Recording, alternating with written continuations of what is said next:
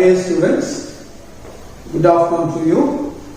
இப்போ நாம present perfect tense உடைய usage பார்க்க போறோம். What am I doing now? I am teaching you grammar. What are you doing now? You are all listening me. You are all learning grammar. Okay. These sentences are in present continuous tense. Grammar. Here the verb is am teaching. You are learning now. Are learning. Both of these sentences are in present continuous tense. Teaching is going on still now. It has not yet finished. The second sentence, you are learning now. You are learning now. The process is going on still now. So, an action which is going on continuously will be represented in present continuous tense. ஒரு செயல் தொடர்ந்து நடந்து கொண்டே இருக்கிறது, இன்னும் முடிவு பெறவில்லை, இன்னும் கம்ப்ளீட் ஆகல அப்படின்ற போது அந்த செயல் வந்து present continuous tenseல நம்ம ரெப்ரசன்ட் பண்ணணும். இப்போ நாம present continuous tense உடைய யூசேஜ் previous கிளாஸ்ல பார்த்தோம்.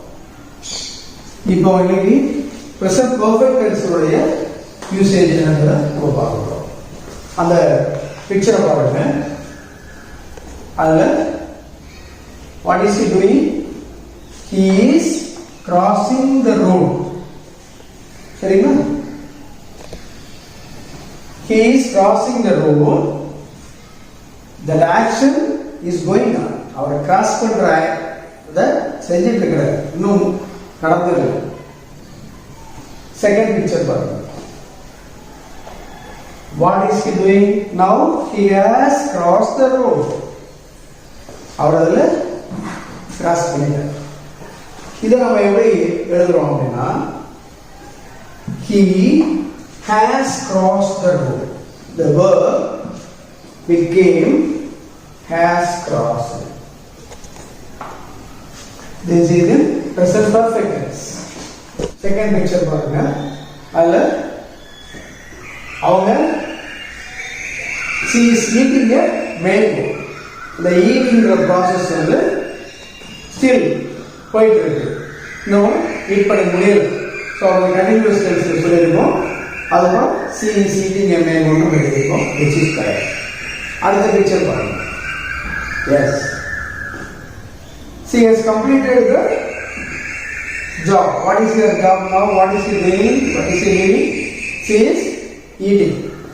That அந்த ஈட்டிங் அந்த வேலை, அந்த செயல் வந்து முடிஞ்சிருச்சு. Just now இப்பதான் சாப்பிடுறாங்க. அப்ப அதை எப்படி சொல்லுவோம்? She has eaten a mango. இந்த ரெண்டு எக்ஸாம்பிளையும் பாருங்க. முதல்ல நம்ம என்ன பார்த்தோம்னா, he is crossing the road. அந்த கிராசிங்கிறது நடந்துட்டு இருக்கிற செயலை முடிச்சதுனால கண்டினியூஸ் சொன்னோம். கிராஸ் பண்ணி இப்பதான் முடிச்சிருக்கிறாரு. முதல்ல கிராஸ் பண்ணிட்டு இருந்தாரு, முடிச்சிட்டாரு. Just now he has crossed the road. ஒரு செயல் இப்பதான் முடிஞ்சிருக்கு, அது பாஸ்ட்ல சொல்ல மாட்டோம். இப்பதான் முடிஞ்சிருக்கு அப்படின்னு சொல்லி அந்த கண்டினியூஸ் ஆக்ஷன் முடிஞ்ச உடனே முடிஞ்சிருச்சு இல்லையா? அப்போதான் he just now he has crossed the road. Just now she has eaten a mango. அந்த சிச்சுவேஷன்ல நாம வந்து present perfect tense யூஸ் பண்றோம். I am Ilanga Subramanian. நான் 93 to 95 வந்து பராசக்தி ஸ்கூலில் +1 +2 படித்தேன். Then I did my engineering in PSNA Engineering College. Currently I am working as a Associate General Manager in HCL Technologies. வந்து rural ஸ்டூடெண்ட்ஸுக்கு ரொம்ப டஃப்பான subjects வந்து இங்கிலீஷ் அண்ட் மேத்தமெட்டிக்ஸ். சார் எங்களுக்கு அந்த 2 சப்ஜெக்ட்டுமே எடுத்தார்.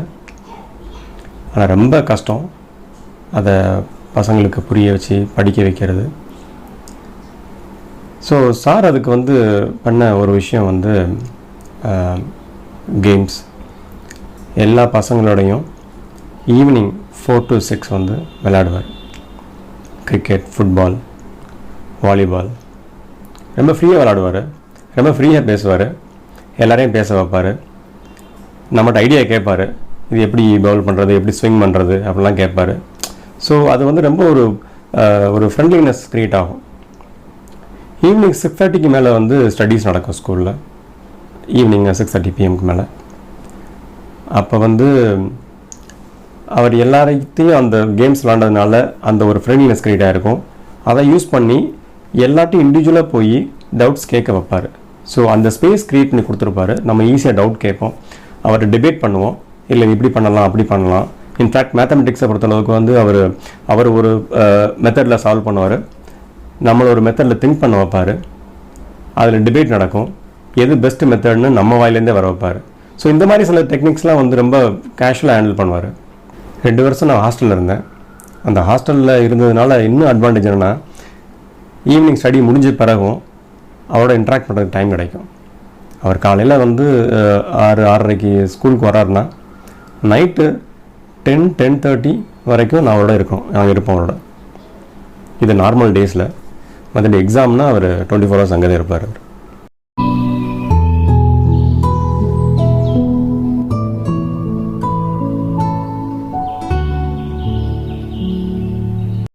சர்வசம மற்றும் வடிவொத்த வடிவங்களின் அடிப்படை பண்புகளை பற்றி பார்ப்போமா?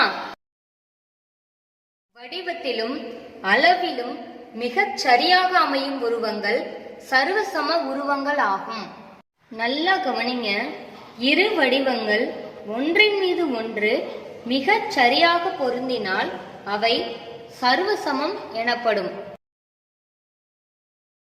வடிவொத்த உருவங்கள் அப்படின்னா என்னன்னு பார்ப்போமா?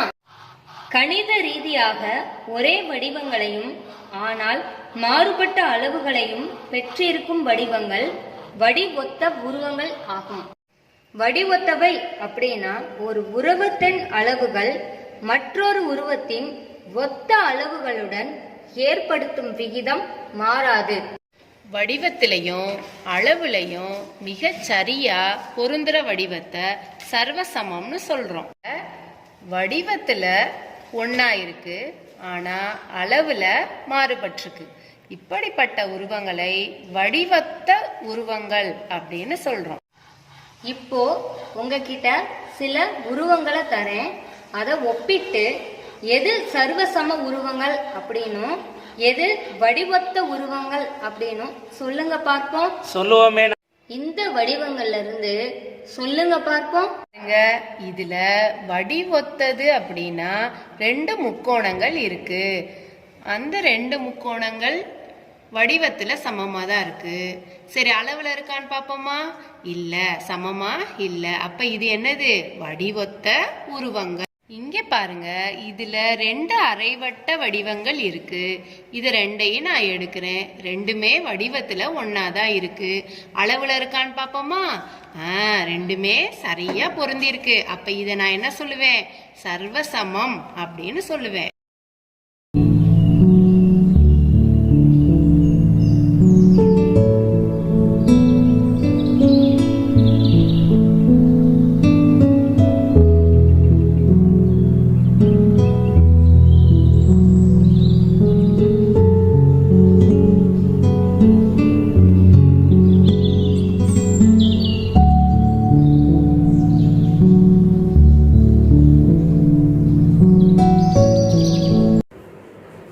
Hi, good morning to all.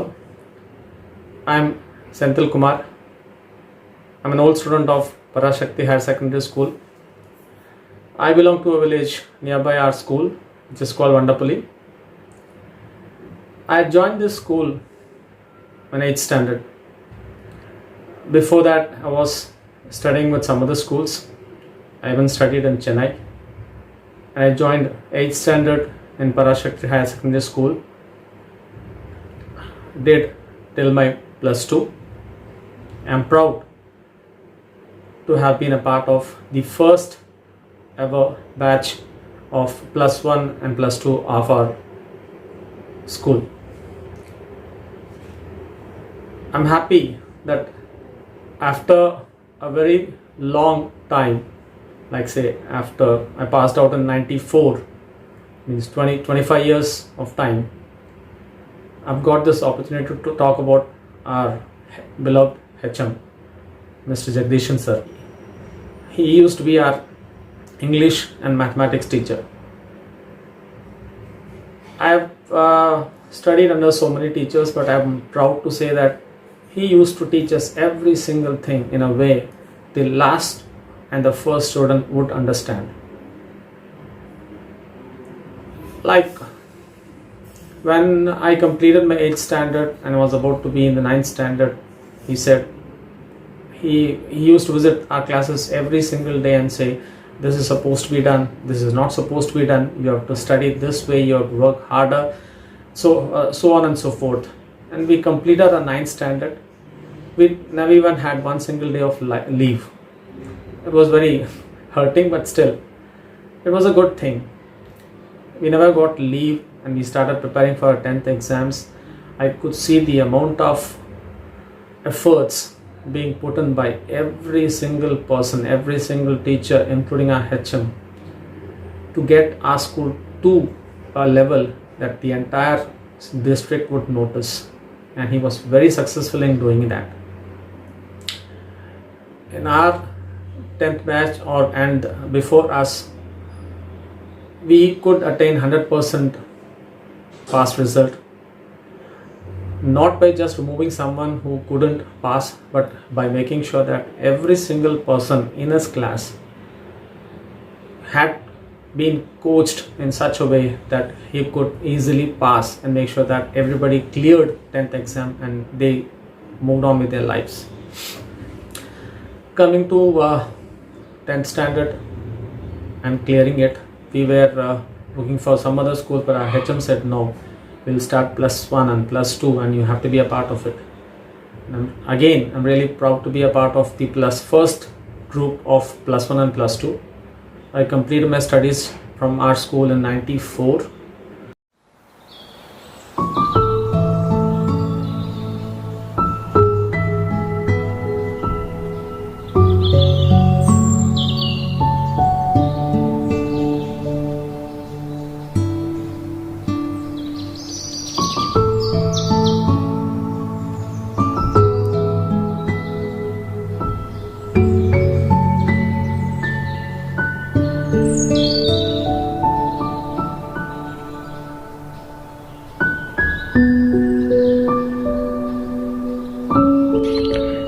Hi, I am Varadaraj. நான் பராசக்தி ஹையர் செகண்டரி ஸ்கூலில் 4th கிரேட்லேருந்து 12th கிரேட் வரைக்கும் படித்தேன். I am proud to say I am an alumni of Parasakti Higher Secondary School. After schooling, I completed my engineering in 2006. I am currently working for Matrix IFS. I am a managing director there. நாங்கள் 9 to 5 school முடிஞ்ச உடனே வந்து எல்லா ஸ்டூடெண்ட்ஸையும் அவங்க night ஸ்டடிக்கு வர சொல்லிட்டு எங்களை படிக்க சொல்லிட்டு அவங்க வந்து அவங்க ஃபேமிலி கூட டைம் ஸ்பெண்ட் பண்ணியிருக்கலாம். But mister Jagadeesan sir use to say we have to bring trust, we have to bring confidence among the students. So அவர் எங்கள் கூட 11 o'clock வரைக்கும் உட்காந்துருப்பார். என்ன சப்ஜெக்டில் அவர் மேத் அண்ட் இங்கிலீஷ் எங்களுக்கு எடுத்தார். அது போக வந்து மற்ற டீச்சர்ஸும் இருப்பாங்க எங்கள் கூட. அட் எனி டைம் எங்களுக்கு வந்து கொஸ்டின்ஸ் இருந்ததுன்னா நாங்கள் டீச்சர்ஸ்கிட்ட போய் கிளாரிஃபை பண்ணிக்குவோம். They used to get up at like 4 o'clock in the morning. They used to sit with us. They used to see us study. They used to clarify our questions. எல்லா village ஸ்டூடெண்ட்ஸ்க்குமே வந்து ரொம்ப ஒரு டஃப்பான subject அப்படின்னு பார்த்தீங்கன்னா English. Jagadeesan sir வந்து அந்த English லேர்னிங்கை ஒரு ஃபன்னாக மாற்றினார். He used to tell us, it's just a language. You guys can learn. ரொம்ப ஈஸியாக லேர்ன் பண்ணிக்கலாம். அவர் டீச் பண்ண விதம், அவர் எங்களுக்கு வந்து அந்த பேசிக் சொல்லி கொடுத்த விதம், that is what helping us today. I'm pretty sure என்னை மாதிரி அந்த ஸ்கூலில் படித்த நிறைய ஸ்டூடெண்ட்ஸ் வந்து இன்னைக்கு வந்து ஒரு நல்ல பொசிஷனில் இருக்காங்க அப்படின்னா எங்களால் வந்து இவ்வளோ ஃப்ளூயண்ட்டாக பேச முடியுது அப்படின்னா his way of teaching. English 10th standard, Unit 1, Prose, his first flight. Let us see the synonyms. லெட்ஜோட synonyms பார்க்க போகிறோம். இப்போ 4 பிக்சர்ஸ் இருக்குது. ஃபர்ஸ்ட் ஒன், இது வந்து precipice. இதனுடைய தமிழ் மீனிங் வந்து செங்குத்தான சரிவு. இது ராங் ஆன்சர். அடுத்த படம் ராக். இது வந்து கடினமான பாறைன்னு அர்த்தம். இதுவும் wrong answer. Third one crack. கிராக்னா ஒரு விரிசல் அர்த்தம் கொடுக்கக்கூடியது. இதுவும் ராங் ஆன்சர். ரிமைனிங் இருக்கிறது தான் லெட்ஜோடைய படம். இது ஒரு மனுஷன் அந்த ஒரு பாறை தட்டை பிடிச்சிட்டு இருக்க மாதிரி இருக்குது. இதுதான் இந்த லெட்ஜோடைய சரியான ஆன்சர். இதுக்கு வந்து இங்கிலீஷில் எ செல்ஃப் லைக் ப்ரொஜெக்ஷன் இன் எ ராக் அப்படின்னு அர்த்தம். கேக்கில் சினானிம்ஸ் பார்க்க போகிறோம்.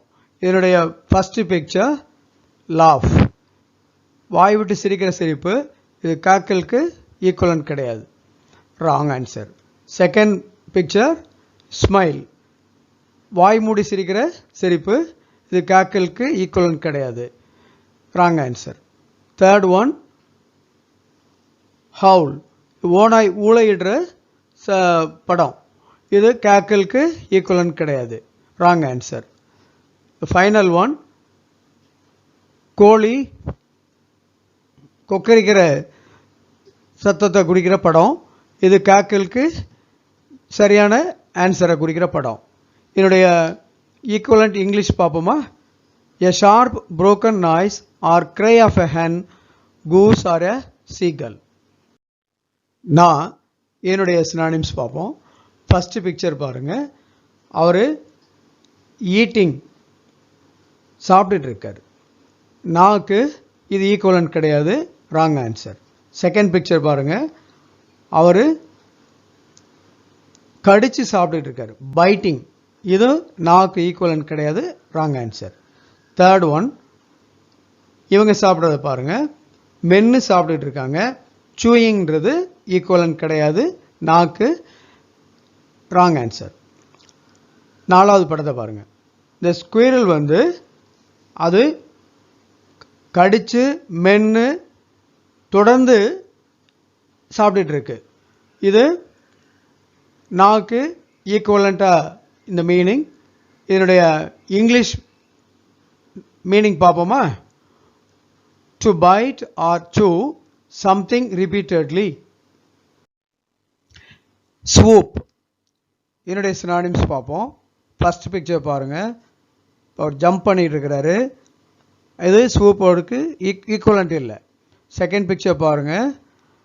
அவர் ரன்னிங் பண்ணிகிட்டு இருக்கிறாரு. இதுவும் ஈக்குவலன்ட் கிடையாது ஸ்வூப்புக்கு. தேர்ட் பிக்சர், அவங்க வாக் பண்ணிகிட்டு இருக்கிறாரு, வாக்கிங். இதுவும் ஸ்வூப்புக்கு ஈக்குவலன்ட் கிடையாது. த ரிமைனிங் ஒன் பாருங்கள். அந்த பேர்ட் வட்டமிட்டு பறந்துட்டு இருக்கு.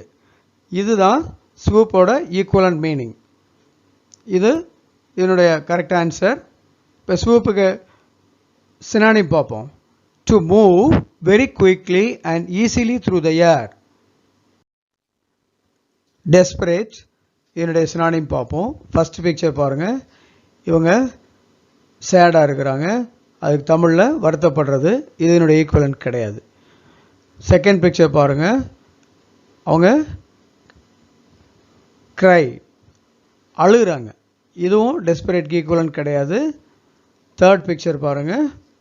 அவர் எப்படி இருக்கிறாரு? ரொம்ப ஹோப்ஃபுல்லாக, நம்பிக்கையோடு இருக்கிறாரு. இது டெஸ்பரேட்க்கு ஈக்குவலன்ட் கிடையாது. இந்த நாலாவது பிக்சர் பாருங்கள். அந்த அம்மா ரொம்ப டெஸ்பரேட் அப்படின்றதுக்கு ஈக்குவலன்ட் பிக்சர் இது. அதாவது டெஸ்பரேட்டினுடைய அர்த்தம் வந்து நம்பிக்கை இழந்து இருக்கிறது. இதுதான் சரியான ஆன்சர். இப்போ சினானிம் பார்ப்போம் டெஸ்பரேட்டுக்கு. hopeless.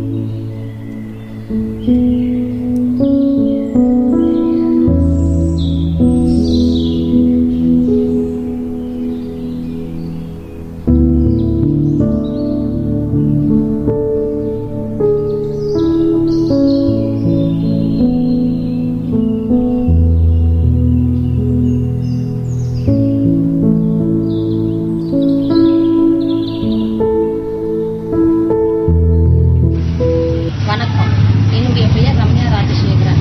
நான் வந்து பராசக்தி மேல்நிலைப் பள்ளியில் வந்து 6ஆம் வகுப்புலேருந்து 12ஆம் வகுப்பு வரைக்கும் நான் படித்த மாணவி. நான் 1996 என்னுடைய 12ஆம் வகுப்பை வந்து நான் அந்த பள்ளியிலேருந்து நிறைவு செஞ்சேன்.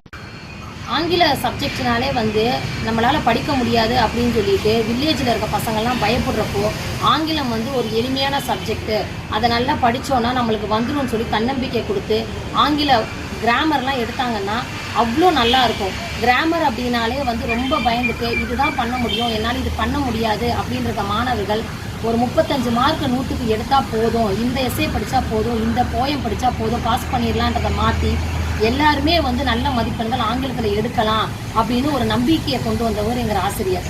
ஆங்கிலம்னாலே ஆங்கிலத்தில் பேசணும் செய்யணும் அப்படின்ற ஒரு ஆர்வம் அப்பயே கிளாஸில் எங்களுக்கு வில்லேஜில் 96க்கு முன்னாடியே நான் 6ஆவது வகுப்பு படிக்கிறதுலேருந்தே ஆங்கில வகுப்பு அப்படின்னாலே ஆங்கிலத்தில் தான் பேசணும், ட்ரை பண்ணுங்க, ஆங்கிலத்தில் பேசுங்கன்னு சொல்லி அப்போ இருந்தே எங்களுக்கு வந்து ஊக்குவிச்சு இன்றைக்கி நாங்கள் வந்து இங்கிலீஷில் இன்றைக்கி பேசுகிறோன்னா அதுக்கு முழு காரணம் எங்களுடைய தலைமை ஆசிரியர். பள்ளியில் வந்து பார்த்தீங்கன்னா ஆங்கிலம் யாரும் சரியாக படிக்க மாட்டேங்கிறாங்கன்னு சொல்லிட்டு ஆங்கிலத்தில் வந்து இப்போ தான் ஒர்க் ஷீட்டுன்னு சொல்கிறேன் என் பையனுக்கு. அப்போவே வந்து பிரிண்ட் அவுட் எடுத்து அவருடைய சொந்த செலவில் ஒர்க் புக் வாங்கி எல்லாருக்கும் கொடுத்து இதை நீங்கள் பண்ணணும், டைம் லிமிட் கொடுத்துட்டு யாரெல்லாம் நீங்கள் வந்து ஃபஸ்ட்டு செகண்டு தேர்ட் ரேங்க் வரீங்களோ அவங்களுக்கு ஒரு சிறிய பரிசு உண்டுன்னு சொல்லிட்டு ஒரு ஜாமெண்ட்ரி பாக்ஸாக இருக்கட்டும், ஒரு பென்னாக இருக்கட்டும், ஒரு பென்சிலாக இருக்கட்டும், ஒரு புத்தகமாக இருக்கட்டும், அவர் வந்து வாங்கி கொடுத்து எங்களை என்கரேஜ் பண்ணி இந்த நிலைக்கு கொண்டு வந்து.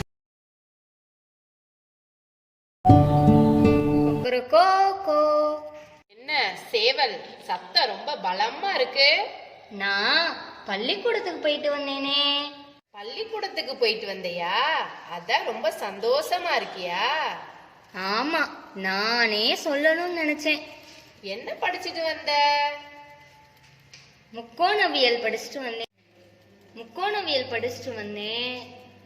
அதை பத்தி தான் உங்ககிட்ட சொல்லணும்னு நினைச்சேன். டீச்சரு ரொம்ப சூப்பரா பாடம் நடத்தினாங்க.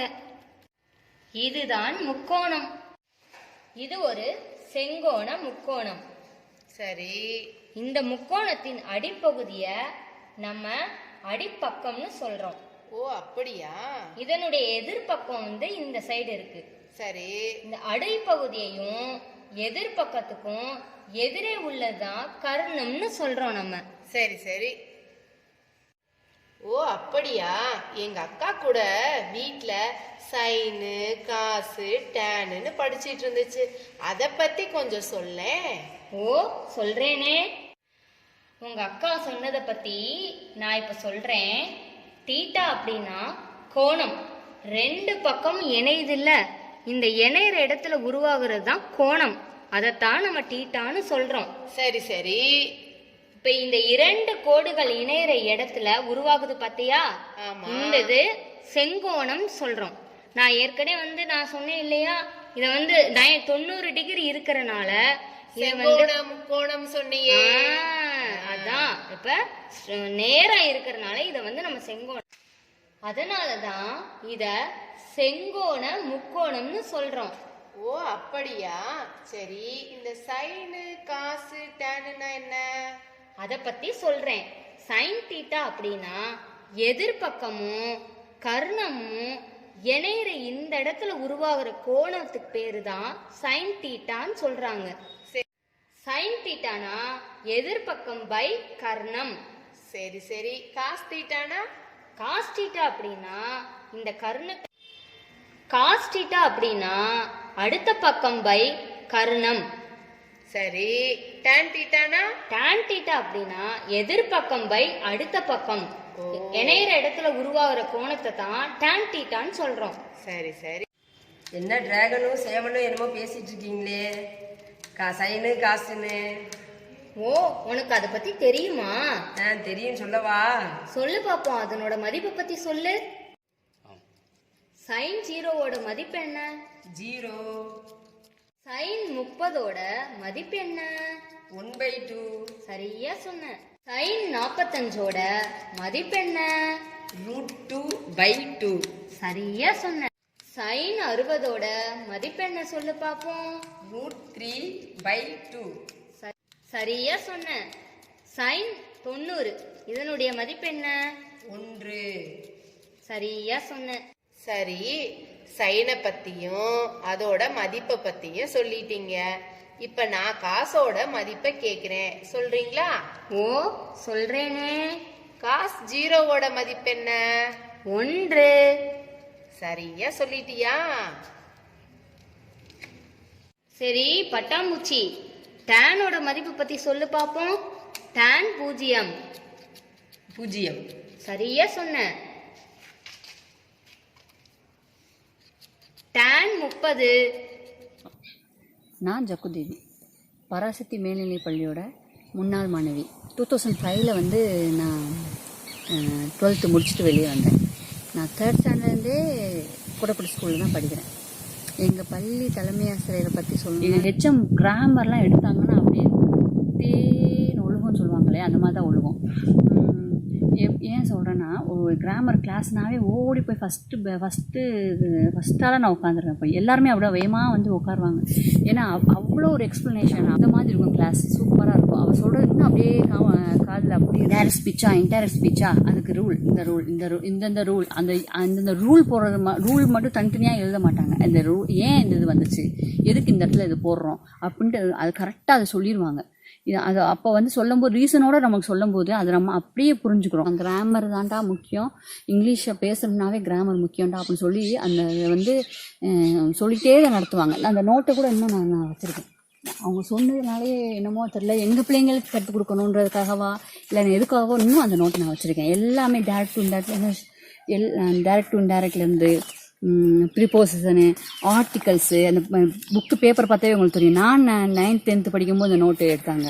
அந்த புக்கு பேப்பரை பார்த்தாவே தெரியும். எங்கள் பிள்ளைங்களுக்கு நான் சொல்லிக் கொடுக்குறதுக்காக நான் வச்சுருக்கேன். அப்படியே இதில் இல்லாத விஷயமே கிடையாது. அவ்வளோவும் அப்படியே நீங்கள் இந்த கிராமருக்கும் தனி புக்கு வச்சா கூட இந்த அளவுக்கு கிளியராக இருக்குமா அப்படின்னு சொல்லிட்டுலாம் தெரியவே தெரியாது. அந்தளவுக்கு நீட்டாக ஸ்டெப் பை ஸ்டெப்பாக அவ்வளோ ஒரு கிராமரை அப்படி எழுதியிருப்பாங்க அப்படின்னு சொல்லிட்டு இப்படி நினச்சி கூட பார்க்கல. அந்தளவுக்கு எங்களுக்கு எடுத்தாங்க.